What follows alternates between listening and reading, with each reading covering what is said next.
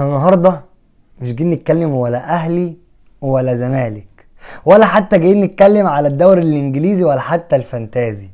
احنا النهارده جايين نتكلم عن مصر ام الدنيا. النهارده جايين نتكلم على المنتخب الاول والمنتخب المحلي. السلام عليكم ورحمة الله وبركاته. حلقة جديدة من برنامج صباح الملاعب. ايه الاخبار؟ اتمنى ان انتوا تكونوا في افضل حال دايما ان شاء الله. النهارده عندنا فيديو جميل جدا هنتكلم فيه عن قائمة المنتخب الاول وقائمة المنتخب المحلي. طبعا المنتخب الاول بقيادة كابتن حسام حسن، والمنتخب المحلي بقيادة المخضرم كابتن حلمي طولان. بس قبل ما نخش في القائمة وقبل ما نخش في التفاصيل ما تنساش تعمل لايك وسبسكرايب وتفعل لي زر الجرس. هنبدأ معانا كده ان شاء الله النهاردة وهنتكلم من الاول بداية بالمنتخب الاول. يلا بينا. بص، طبعا القايمة ديت عليها اختلافات كتير، القايمة دي عليها اتفاقات كتير، احنا مش عارفين، بس انا ليا وجهة نظر في كام لاعب موجودين في قائمة المنتخب الاول. من وجهة نظري شايف في لعيبة وجودها هيبقى افضل منهم بمراحل. هنبدأ معانا كده ان شاء الله بحراسة المرمى، وقبل ما نخش في القايمة عايز اشوف رأيك في الكومنتات. رأيك بيهمني جدا جدا جدا لان انا بستفيد بيه. يلا بينا. حراسة المرمى عندنا الشناويين، عندنا كابتن محمد الشناوي حارس مصر الاول، وكابتن احمد الشناوي حارس مرمى بيراميدز اللي لسه واخد بطولة افريقيا مع فريقه نادي بيراميدز، ولسه واخد السوبر الافريقي، حارس قوي دون جدال. وعندنا محمد صبحي حارس الزمالك، وعندنا مصطفى شوبير اللي ناس كتير جدا عمالة تعترض على وجوده في قائمة المنتخب مصر، وهل حسام حسن واخده ليه؟ بص، نيجي نتكلم كده مع بعض وندردش سوا. مصطفى شوبير هو حارس الثاني لمحمد الشناوي في النادي الاهلي. كلنا عارفين ان محمد الشناوي اخره بطوله افريقيا دي واخره كاس العالم مع منتخب مصر الاول، وبعد كده هيتوكل على الله، واللي هيبقى موجود اساسي بعد كده باذن الله هو الحارس مصطفى شوبير. مصطفى شوبير السنه دي شارك مع الاهلي في 3-4 لقاءات فقط، لكن العام الماضي او اللي قبله لما لعب مع النادي الاهلي في بطوله افريقيا وقدر ان هو يخرج ب9 كلين شيت من البطوله لحد الماتش النهائي لما محمد الشناوي رجع ولعبه. فانا من وجهه نظري مصطفى شوبير وجوده زي وجود محمد صبحي كده كده. محمد الشناوي هو الحارس الاساسي، والاحتياطي بتاعه هيكون احمد الشناوي، محمد صبحي او مصطفى شوبير، اي حد منهم هيبقى الحارس الثالث. ومن وجهه نظري الاثنين الكفه بتاعتهم متساويه. طيب ندخل على الدفاع، واللي انا عليه علامه استفهام من وجهه نظري. قائمه الدفاع فاضيه، قائمه الدفاع فيها 7 لعيبه بس. دفاع مصر فيه 7 لعيبه. انت متخيل ان كابتن حسام حسن مش واخد غير محمد هاني بس في باك اليمين؟ بجد والله ما بيهزر. يعني كابتن حسام حسن وكابتن ابراهيم حسن الباك اليمين الاول افضل باك يمين جه في تاريخ مصر، مش واخدين غير محمد هاني الوحيد. طيب في لعيبه تانية يا جماعه يعني ليها احقيه الانضمام، على الاقل بديل لمحمد هاني لا قدر الله لو حصل له اصابه. طيب عندنا على اليمين محمد هاني، عندنا على الشمال محمد حمدي لاعب بيراميدز، واحمد فتوح لاعب نادي الزمالك اللي بدأ يرجع للفورمه بتاعته واحده واحده. طيب عندنا 3 في قلب دفاع، عندنا رامي ربيعه، وعندنا خالد صبحي، وعندنا حسام عبد المجيد. 3 بس، لان محمد اسماعيل في ماتش الزمالك الاخير امام النادي الاهلي خرج مصاب بدايه من الشوط الثاني، لكن لحد الان منتخب مصر ما اعلنش ان هو مش موجود. طيب يعني هو لسه تحت الفحص الطبي، فبالتالي انت عندك 3 لعيبه بس. رامي ربيعه كده اساسي، ومتوقع ان يلعب جنبه حسام عبد المجيد، فانت كده عندك على الدكه خالد صبحي بس. فين باقي الناس؟ يعني فين باقي الدفاع يا جماعه؟ لازم يكون في ناس كتير موجوده. كابتن حسام كان بيضم عمرو الجزار، وعمرو الجزار ربنا يعافيه مصاب. طيب مين اللي دخل مكانه؟ مفيش حد.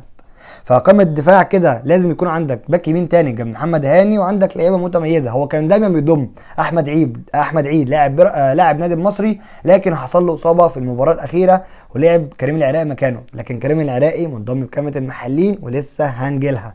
فانت بالتالي عندك لازم حد يكون مع محمد هاني على الاقل لاعب، يعني ده على الاقل. احنا كنا متعودين في باك اليمين ده عتاوله، احمد فتحي واحمد المحمدي وباهر المحمدي مؤخرا لما كان بيلعبها ولما كان بينضم مع كوبا، فانت كان عندك كوكبه من النجوم في الناحيه دي. طيب خش على خط الوسط.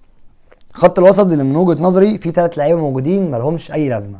هنبدا اول حاجه بكابتن مروان عطيه لاعب النادي الاهلي. مروان عطيه الفتره الاخيره بيمر بحاله من التوهج في نص الملعب، لاعب حرفيا واكل النجيله اكل، صدادة الامان للنادي الاهلي، مانع او ايه، اسد من اسدين قصر النيل في النادي الاهلي حرفيا. لاعب رابطه وصل بين الدفاع وبين الهجوم، رمانه موجوده في نص الملعب. اللاعب تحت الضغط بيعرف يطلع بالكوره، متميز جدا. كوره العاليه الاماميه ممتازه، والبساطه على الارض اذا كان للخلف او للامام ممتازه. فهو لعيب متميز ويستحق باقتدار انضمامه لقائمه منتخب مصر، واعتقد ان هو كده كده مع كابتن حسام حسن دايما بيكون اساسي. وجنبيه موجود في القائمه حمدي فتحي لاعب نادي الوقرة القطري والنادي الاهلي سابقا، لاعب جرينتا ومتميز.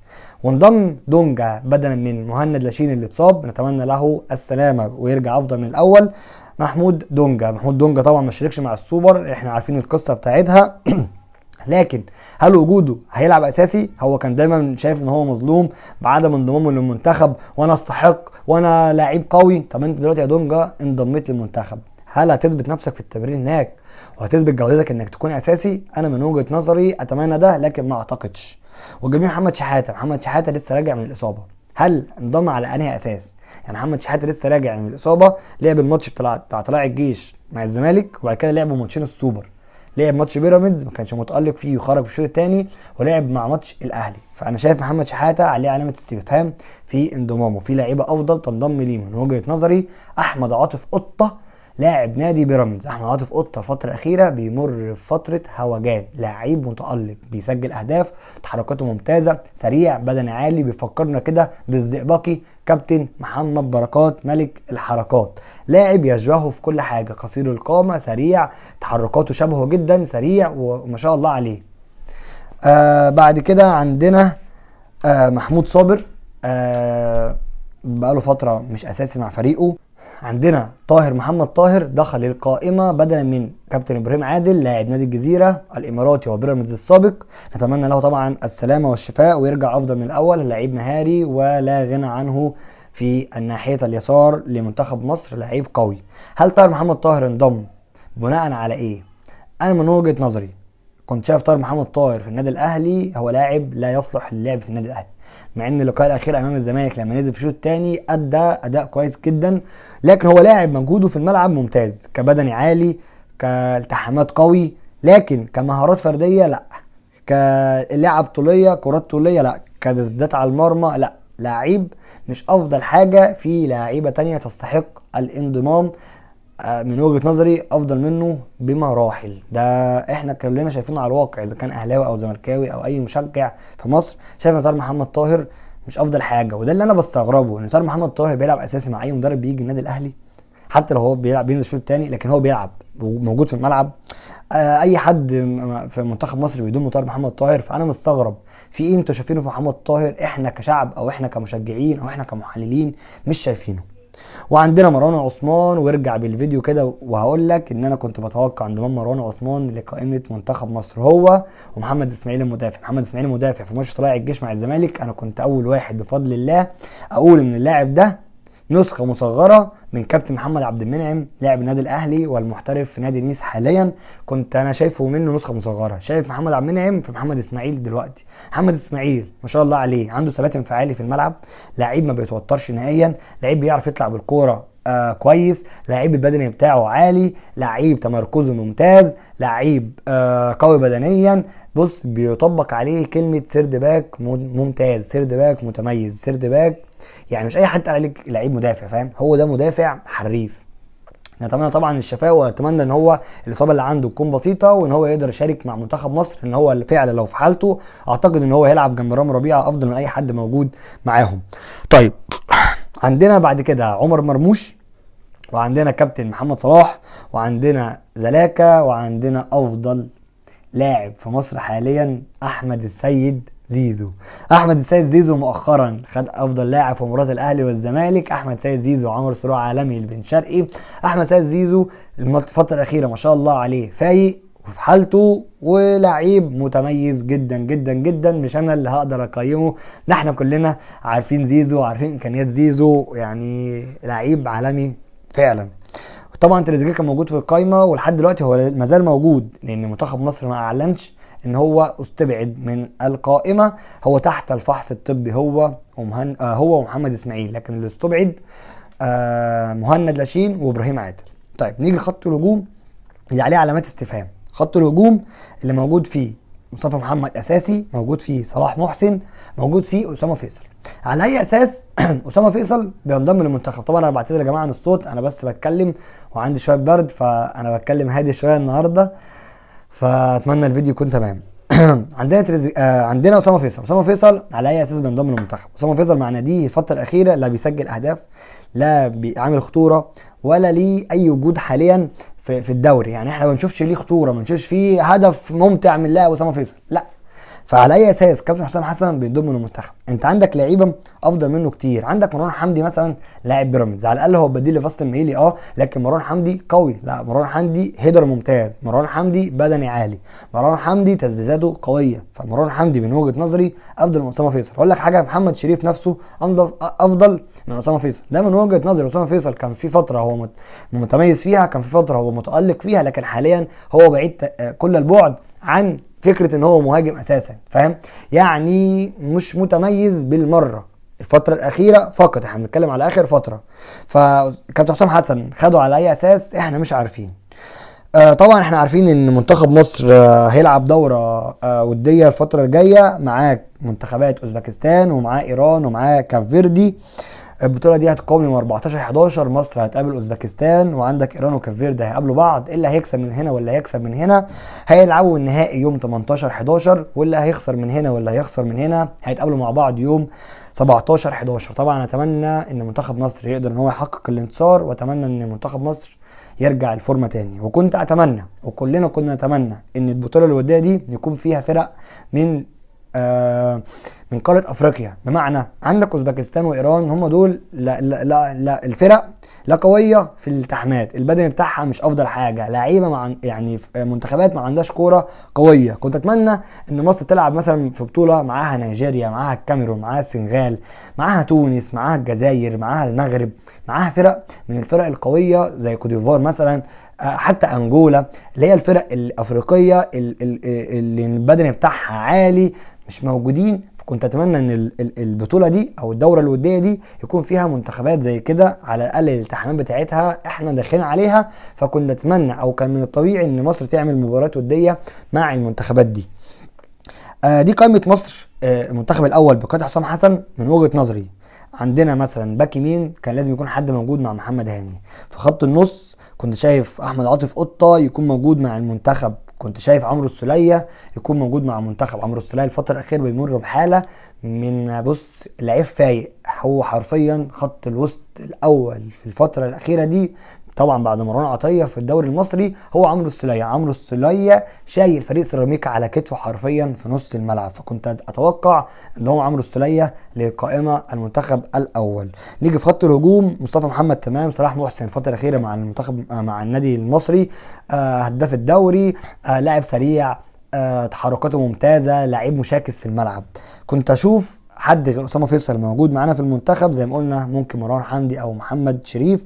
فده كده شويه تعقيبات، يعني مش رأيي هو اللي هيمشي طبعا، لكن كنت شايف محمد شحاته او محمود صابر او دونجا، اتنين منهم على الاقل ما يكونوش موجودين. كنت شايف اسامه فيصل ما يكونش موجود، وكنت شايف لازم اضافه في خط الدفاع زي لاعب مثلا عندك احمد سامي، عندك الونش، عندك ياسين مرعي، عندك ياسر ابراهيم. كان عندك 4 لعيبه دول على الاقل اتنين منهم يكونوا موجودين في قائمه منتخب مصر الاول. طيب ده بالنسبه لمنتخب مصر الاول. طبعا بطوله افريقيا هتقام يوم 21/12 حتى 18/1 عام 2026. فطبعا اتمنى ان الدوري او ان كاس افريقيا يرجع لام الدنيا، يرجع لمنتخبنا الوطني اللي معودنا دايما، لان مصر ما فازتش بالبطوله منذ عام 2010. مصر حققت الثلاثيه المتتاليه 2006 و2008 و2010 بالمنتخب الجبار، غابت 15 ثانيه عن ان هي تحمل اللقب.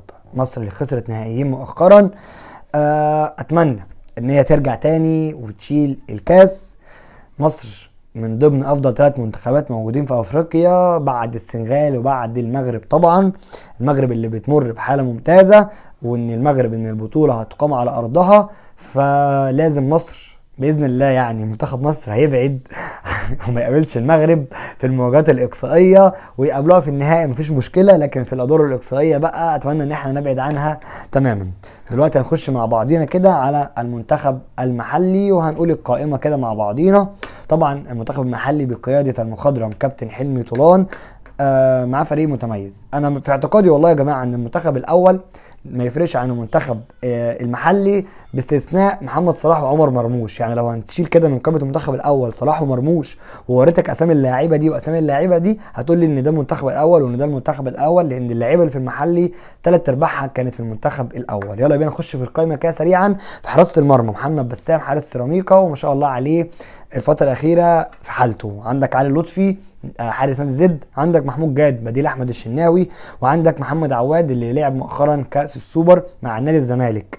خط الدفاع، بص خط الدفاع هنا مليان لعيبه وناس فعلا تستحق وجودها في المنتخب الاول. يعني عندك في باك اليمين عندك احمد هاني وكريم العراقي، واحد منهم لازم يكون موجود في قائمه المنتخب الاول. طيب عندك يحيى زكريا وكريم فؤاد باك شمال. يحيى زكريا لعيب متميز، لاعب نادي غزل المحله، لعيب الصراحه عليه كلام من النادي الاهلي والزمالك وبيراميدز ان هم محتاجين اللاعب ده. عندنا عمر فايد قلب دفاع، عندنا احمد سامي قلب دفاع، محمود الونش وياسين مرعي وهادي رياض. عندنا 5 لعيبه قلوب دفاع، منهم يعني زي الونش لعب للمنتخب الاول، عمر فايد لعب للمنتخب الاول، احمد سامي لعب للمنتخب الاول، فمنهم 3 لعيبه لعبوا للمنتخب الاول، فعلى الاقل كان 2 من دول يكونوا موجودين في قائمه المنتخب الاول. في خط الوسط عندنا عتاوله، عندنا كابتن عمرو السوليه، عندنا محمد النني، عندنا اكرم توفيق، عندنا احمد ربيع، عندنا غنام محمد، عندنا قفشه، مصطفى سعد ميسي، مصطفى شلبي، اسلام عيسى. الناس دي كلها يا جدعان، يعني قفشه، عمرو السوليه، النني، اكرم توفيق، مصطفى سعد ميسي، شلبي، اسلام عيسى، الناس دي شاركوا مع المنتخب الاول. فالمنتخب المحلي ملغم بنجوم حرفيا في نص الملعب. طبعا معاهم احمد عاطف قطه اللي انا كنت اتوقع انضمامه لمنتخب مصر الاول، زي ما شبهناه بباراكوتا. احمد عاطف قطه بيمر بحاله جيده جدا الفتره الاخيره، وكل اللعيبه اذا كان عمرو السوليه او النني او اكرم توفيق او غنام محمد او قفشه اللي بعيد تماما الفتره الاخيره عن الصوره، لكن قفشه رقم 10 مميز جدا، وشفناه مع كابتن حلمي طولان في الماتشات الاخيره اللي لعبها الوديه كان له دور اساسي في المنتخب. ومصطفى سعد ميسي لعيب متميز. ففي كده يعني زي ما قلنا ملغمين بالنجوم.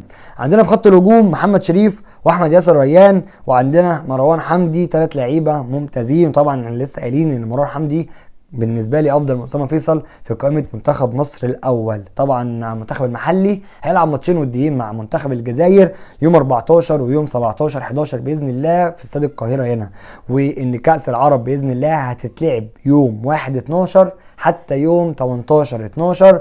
واتمنى ان منتخب مصر يفوز بكاس العرب، لان السكواد اللي موجود ده هو سكواد قوي حرفيا. نتوقع ان كابتن حلمي طولان هيعمل توليفه رائعه من اللاعيبه دي. طبعا نتمنى للمنتخبين التوفيق، اذا كان المنتخب المحلي او المنتخب الاول. المنتخب المحلي في كاس العرب والمنتخب الاول في بطوله افريقيا، نتمنى لهم ان الاثنين يحصدوا اللقبين وان الامجاد ترجع لمنتخبنا الوطني تاني. هستنى اشوف رايك هنا في الكومنتات. تقول لي ايه رايك في القائمه دي وايه رايك في القائمه دي، ومن وجهه نظرك مين شايف انضم وما كانش ينفع ان هو ينضم، ومن وجهه نظرك شايف مين اللي ما انضمش ويستحق الانضمام. كان معاكم صباح، سلام.